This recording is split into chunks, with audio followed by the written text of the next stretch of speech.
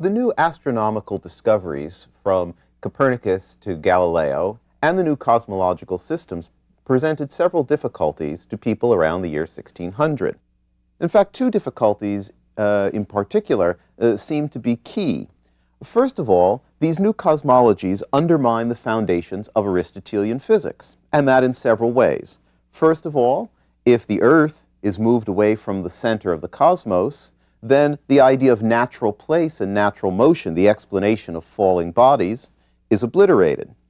A moving Earth, that is an Earth that's going around the sun in an annual orbit, confounds Aristotle's distinction between violent and natural motion. Finally, the distinction between the superlunary and the sublunary sphere, with their respective physics that Aristotle posited, is also abolished if the Earth is no longer at the center. Aristotle's physics and Aristotle's cosmology held together as a unit. When one starts to totter, the other one will have to totter with it. So if Copernicanism is correct, if the world really is heliocentric, then we need a new physics. And that's the first problem. We need a new physics to undergird the new cosmology.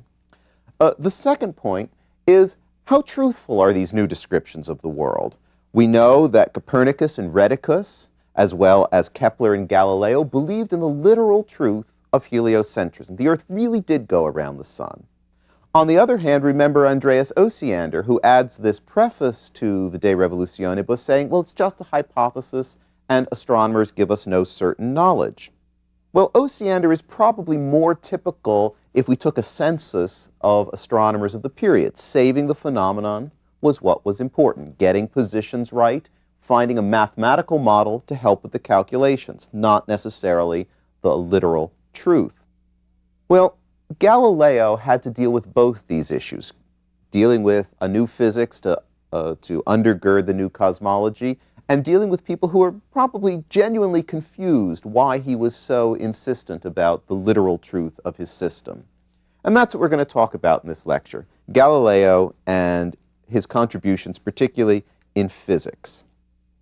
Well, first of all, Galileo studied the dynamics of falling bodies. This is a very important area of work with him. We mentioned Kepler and his 3 laws of planetary motion, which occur in introductory textbooks. Similarly, the same introductory textbooks present basically Galilean kinematics. Galileo is the one that worked out these laws of motion. Well, it was a subject for Galileo throughout his life. Very early on, around the year 1590, while he was still a relatively unknown professor of mathematics at the University of Pisa, he wrote a treatise called De Motu, on motion, which dealt with this issue of moving and particularly falling bodies. That interest propagated throughout his entire life, and what is arguably his most important work, the Mathematical Discourses and Demonstrations Concerning Two New Sciences, puts the capstone on Galileo's theories of motion, physics of motion. That was published in 1638, about 50 years after De Motu, while Galileo was under house arrest in Florence. Now, in all of these places, he uses a combination of 3 things to study motion. He uses logic, mathematics, and experiment. And the 3 are interconnected at deep levels. What he does, he uses these 3 things to show the errors of Aristotle and to set the foundations for his new science of motion. Well, what does he find? One of the things he finds is that contrary to Aristotle, falling bodies do not fall at rates proportionate to their weight. He finds that all bodies fall at the same rate, and that all falling bodies accelerate uniformly in fall. That is to say that falling bodies accelerate uniformly with their velocity increasing in proportion to the time of their fall. This is Galileo's law of free fall motion, and it's a basis of classical physics. Now, to explain the apparently common sense observation that if I take a feather and a cannonball and drop them, the cannonball hits the ground first, Galileo looked at the resistance of the medium through which an object falls. And he comes to 2 conclusions. He says, first of all, if we remove the medium, if it's just a vacuum, then there should be no resistance, and the feather and the cannonball will drop at the same rate, hit the ground at the same moment, no matter how far they're falling. This actually was demonstrated on the moon during one of the Apollo missions. It took, I think it was a hammer and a feather, and dropped them, and you find they hit the moon's surface at exactly the same moment. The other conclusion that Galileo comes to is the idea of a terminal velocity. That is, there's a maximum velocity that bodies reach. And he comes to this by saying, well, on the one hand, bodies are accelerating uniformly, their velocity increasing all the time.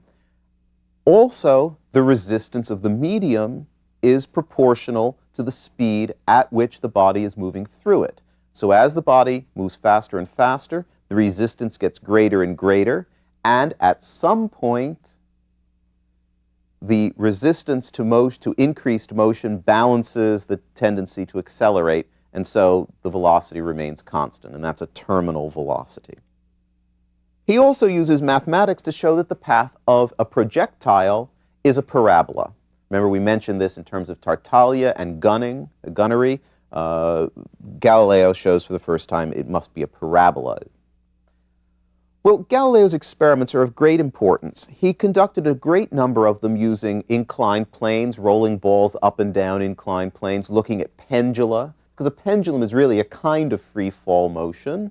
And Galileo's work with the pendulum is fundamental to studies of simple harmonic motion in pendula. But he also uses thought experiments, and that is experiments that he doesn't actually do, but works out through logic what the solution must be. There's a wonderful moment in one of his dialogues. Almost all of his works are written in the classical format of a dialogue, where the character talking the part of Aristotle says to Galileo regarding the experiment where you're supposed to drop a rock from the top of a mast of a moving ship, and Galileo says it should fall right at the base of the mast, whereas Aristotle says the ship will move underneath it, and so the rock will fall at the back. This character, Simplicius, says, oh, come on, you haven't done this experiment 100 times, you haven't even done it once. And the Galileo character says, yeah, you're right, I haven't done it even once. But I don't have to because I know that it must be so. You get a little sense of the arrogance that's an important part and, in a sense, a fatal flaw to Galileo's character, and we'll come back to that. What's another important point is that he applies his ideas of physics to astronomy. So, for example, the dropping of a rock from the mast of a moving ship, in a sense, gives you a symbolic treatment of the moving Earth. In other words, if I jump, the Earth doesn't move under me and I fall far to the west. Or if I drop a stone, it falls far to the west as the world turns underneath it. Similarly, he makes a very, very interesting argument. This is really quite clever. He says, all right, if I take a ball and I roll it uphill, it slows down. If I roll it downhill, it speeds up. Therefore, if I roll it neither uphill nor downhill, it must do exactly what's in the middle of those two things. That is, neither speed up nor slow down, but maintain a constant velocity. Okay? Now think what he's saying. He points out that he's doing these experiments on the Earth, and the Earth is spherical. So if we were to polish the Earth, the Earth smooth, so there was no resistance to the motion of the ball, we roll the ball towards the east, sooner or later it'll come up over the western horizon, pass between our legs, and keep going. First of all, this is an expression, at least of half, of the law of inertia, that things in motion tend to keep moving. But also, what's the ball doing? It's making an orbit. It's moving in circular motion around the Earth. And so Galileo uses this to say we don't need to worry about what causes the planetary motions. Once they move, they just keep moving because they're going neither uphill nor downhill like that ball. Now, there are two aspects of Galileo's method which are at least as important as his results. The first is his absolute conviction that mathematics and mathematical abstractions give an accurate representation of natural phenomena. There's another beautiful passage in Galileo's writings. I should say that Galileo is considered by students of Italian literature to be a formative influence on the Italian language, and students of literature read his dialogues because of the language, because of the way he uses Italian. There's one line where he says that this great book, I mean the world, which is open constantly before our eyes, is written in a language, and that language is the language of mathematics, and its characters are circles and triangles and other figures. So if you want to read the book of nature, you need to know mathematics, and mathematics is the way to describe the world. Now clearly, contrast this to the Aristotelian view, which is based on qualities, hotness, dryness, coldness. Galileo wants a worldview based on quantities, where the qualities are stripped away and we look just at the quantities. And that, in effect, is the way physics has been done ever since, for the most part. The second aspect of Galileo's method is how he subtly changes the questions of physics.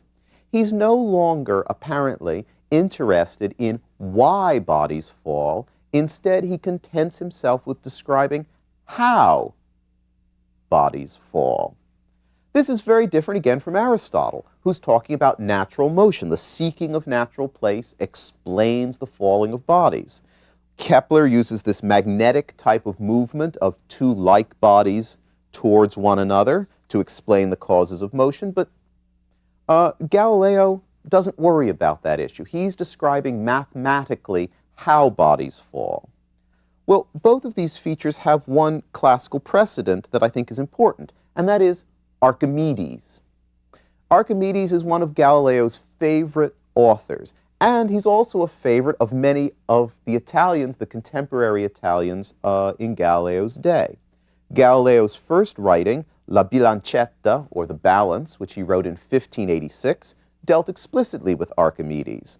In fact, when Galileo starts talking about falling bodies in De Motu around 1590, he's not talking about dropping balls. What he's looking at is he's looking at things like differently dense blocks of wood and wax rising and sinking in water, which is something that's right out of Archimedes. So he uses Archimedes as the entree to these issues of dynamics. What I'd like to point out is that Galileo's interest in describing the how, rather than worrying about the why, is in a sense the viewpoint of an engineer. And this makes a lot of sense once we think about Galileo's context. He grows up in northern Italy, which is permeated with the ideas and the activities of the architect-engineers of the Renaissance, busy building great monuments in a highly mathematized way. Their craft skills were mathematical as well as technical. And if we go to look at the two new sciences, again, arguably Galileo's most important book, the second of the new sciences may be Galilean kinematics, but what's the first one? The first one is about the strength of beams. It's about the problems of scaling up and scaling down mechanical devices. And the interlocutors of the dialogue meet where? In the Arsenale of Venice, looking at the shipyards, looking at building. So in a sense, it's an engineer's book in a very real sense. All right, well, that's our first issue of what Galileo had to deal with. The second one is this problem of literal truth, of astronomical explanations, cosmological explanations. This is going to explain for us and introduce us to the problem that Galileo is probably best known for, and that is running afoul of church authorities because of his work with Copernicanism. But what I have to say is, first of all, one could teach an entire course on that issue. It's extraordinarily complex.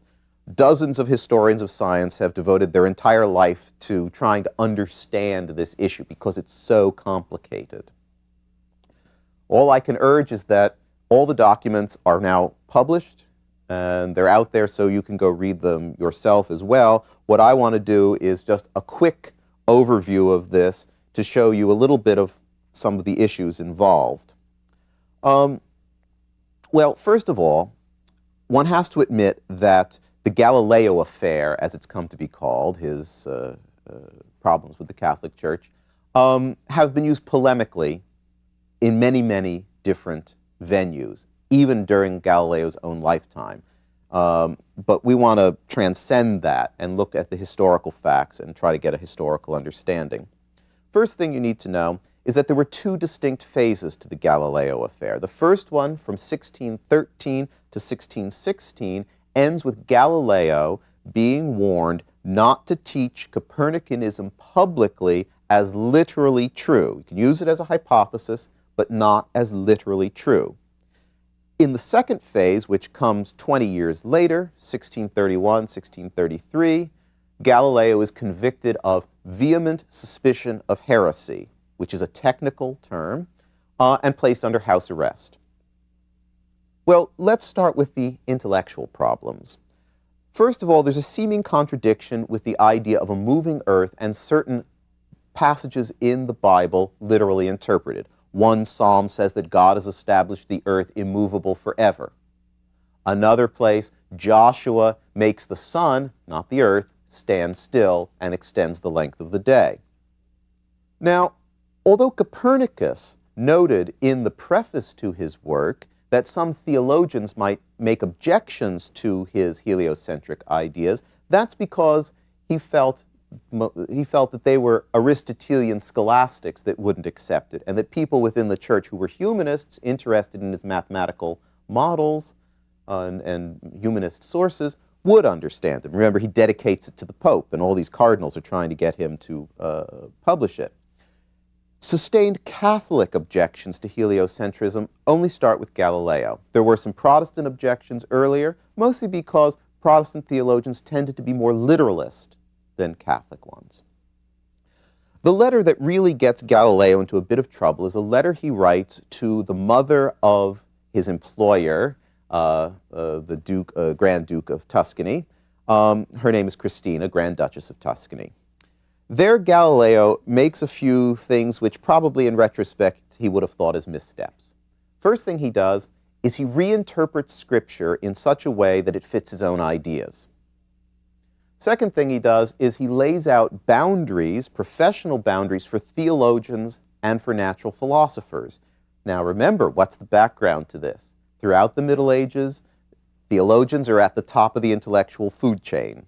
They're the ones who are doing natural philosophy. But here comes Galileo along saying, no, this is my territory. You theologians back off. You stick with what you do and let me do the natural philosophy. Now, Galileo is not, he knows his theology pretty well. He quotes St. Augustine to say that biblical interpretation has to be in accord with the current state of scientific knowledge. And Galileo's absolutely right about this. In fact, he likes to quote one of his friends, the Cardinal Baronio, who says that the Scripture is to tell us how to go to heaven, not how the heavens go. Well, he's right on with this one. But Galileo failed to realize that he was living in a very troubled time, or at least failed to respond to that fact. Medieval theologians reinterpreted the Bible in enormous numbers of ways, constantly and freely, without any incident. But Galileo was not living in the Middle Ages. He was living in a post-Reformation church. He was living in a church that was very concerned about the schism of Protestantism. He was living in a church that we call post-Tridentine. That means after the Council of Trent. Council of Trent took place in the middle of the 16th century to try and address the issues of Protestantism, to stop the schism. And one of the regulations that they passed was to say that no one was allowed to interpret Scripture in a way contrary to the consensus of the Church Fathers. Now here comes Galileo interpreting the Scripture publicly in a way contrary to the Church Fathers. Now, Cardinal Roberto Bellarmino, who was at the Council of Trent, he was an important figure there, he was also in charge of the first phase of the Galileo inquiry. And he writes a very interesting letter where he claims that if the motion of the earth were proved beyond all reasonable doubt, then the proper authorities, theologians, would have to move in and reinterpret Scripture in a way that was in accord with this demonstrated fact. But, he says, I don't think that there's ever going to be such an ironclad proof. Galileo, in fact, had no proof of the Earth's motion. He thought that the tides were caused by the Earth's rotation and the combination of the Earth's rotation and its motion around the sun. He's wrong, but he didn't have much sympathy for this idea that the moon was causing tides. That seemed a little too magical for him. So the first phase ends with the decree by the investigating committee that Copernicanism is absurd in philosophy and erroneous in theology. Case closed. Galileo goes home. The second phase begins after Galileo publishes the Dialogue on the Two Chief World Systems that compares the Ptolemaic and the Copernican system.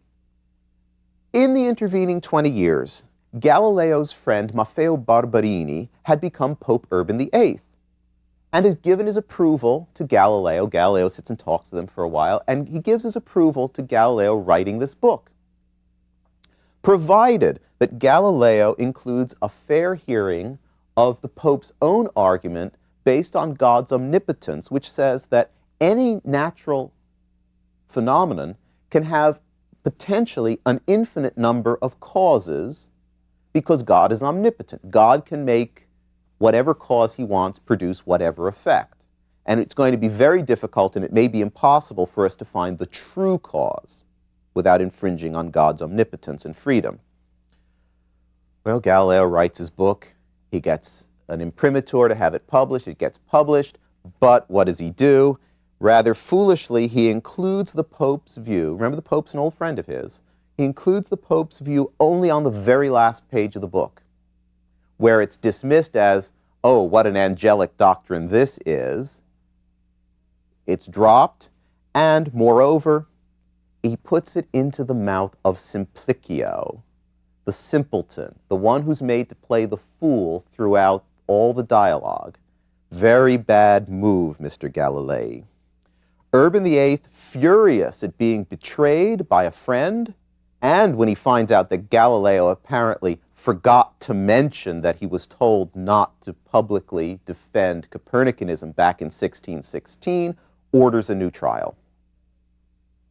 Galileo comes to the trial. He says, oh, well, you know, I really don't believe Copernicanism, but because Copernicanism is so unlikely, I had to heap the rhetoric on to make it seem more likely than it was. So I really didn't mean it. This doesn't hold water, and nobody buys it. And so he is sentenced with vehement suspicion of heresy, and he abjures the Earth's motion on the 22nd of June in 1633. Well, a very complex affair this is, and I must apologize for having run through it so quickly, but I have to at least mention it. It involves a lot more than a science-religion controversy. That's really not what it's about. On the one hand, Galileo had this really bad habit of alienating his friends. The man just sort of loved to get into arguments, and he was often perceived as arrogant. He had lots of people who were friends that he just got into arguments with all the time over strange things. In one case, there's a comet controversy where Galileo actually supports Aristotle's notion that the comets are atmospheric phenomena. Why is he doing this? Well, until we can have Galileo on a psychiatrist's couch to figure out why he feels the need to do this, we might not be able to answer that question. Moreover, he lives in a tumultuous and troubled church, in a post-Tridentine church, which is now, in 1633, Europe is in the middle of the 30 Years' War, one of the most violent and long-lasting wars of religion. And that's the necessary background to what took place. He gets caught in a web of political, theological, personal, intellectual, philosophical problems. It's an incredible rat's nest of problems, and that's why it's so hard to understand. Well, before I end this lecture, I'd like to talk a little bit about other developments in physics. This is a lecture on physics, it's a lecture on Galileo, but I want to talk about what other people were doing in physics at the time. Nowadays, if you take a course in physics, you generally have it divided into two parts: kinematics, optics, classical dynamics and kinematics, and one on what's generally referred to as E&M, or electricity and magnetism. Let me move to that other topic. This is not an issue that Galileo deals with, but at exactly the same time as Galileo, there is someone dealing with the issue of magnetism, and that is one William Gilbert, an Englishman. He's born in 1544, and he lives until 1603, so he's a little older than Galileo. He writes a substantial book, a very large book, called On the Magnet, in which he does some very interesting things. This book on the magnet is published in 1600, by the way, so right in the middle of when Galileo was working as well.